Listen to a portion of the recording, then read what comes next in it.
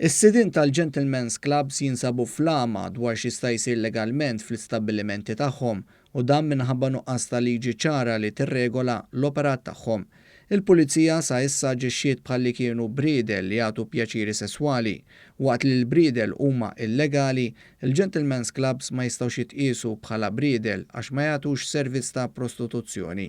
Isostnu li fil-ħwienet tagħhom jagħtu biss divertiment tal-irġiel bin-nisa leqbsin b'mod qasir li jagħmlu żifniet erotiċi magħrufa bħala lap jew table dancing.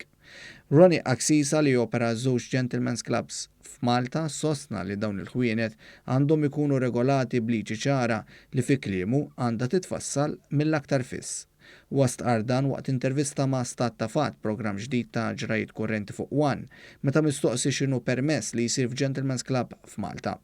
Naħseb li about time li l-affarijiet ikunu iktar mifruxin kif suppost. Jekk hemm liġi li għandha toħroġ fuq il-Gentlemen's Club, naħseb li about time li toħroġ. Xejn aħna nkunu nafu x'nistgħu nagħmlu fil-Gentlemen's Club għax illum nafu il-ftit. Ważit jgħid li l-allegazzjonijiet li jsiru minn żmien għal żmien dwar il-Gentlemen's Club f'Malta mhumiex ġusti fosthom li bejn l-erba' ħitan tal-istabbiliment ikun hemm il-prostituzzjoni, allegazzjoni li Aksisa stqar li mhix veritiera.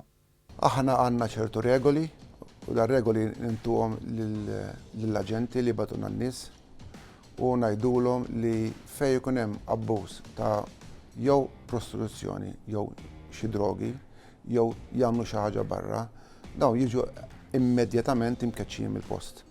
Kompla jispjega li n-nisa li jaħdmu fil-klabs li huwa sit tagħhom qegħdin jaħdmu f'pajjiżna volontarjament u qegħdin jingħataw il-protezzjoni neċessarja waqt li jkunu qegħdin fuq il-post tax-xogħol tagħhom permezz ta' numru ta' uffiċjali tas-sigurtà u anke persuna inkarigata mill-kmamar privati.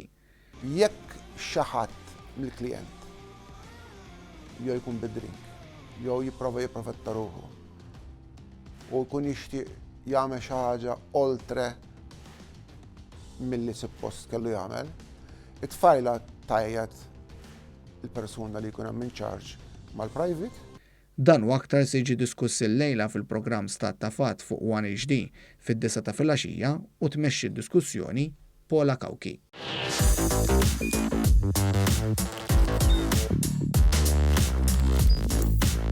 Idħol fuq one.com.mt u hemmhekk tista' tara l-programmi kollha li jxandru fuq One permezz ta' One Play.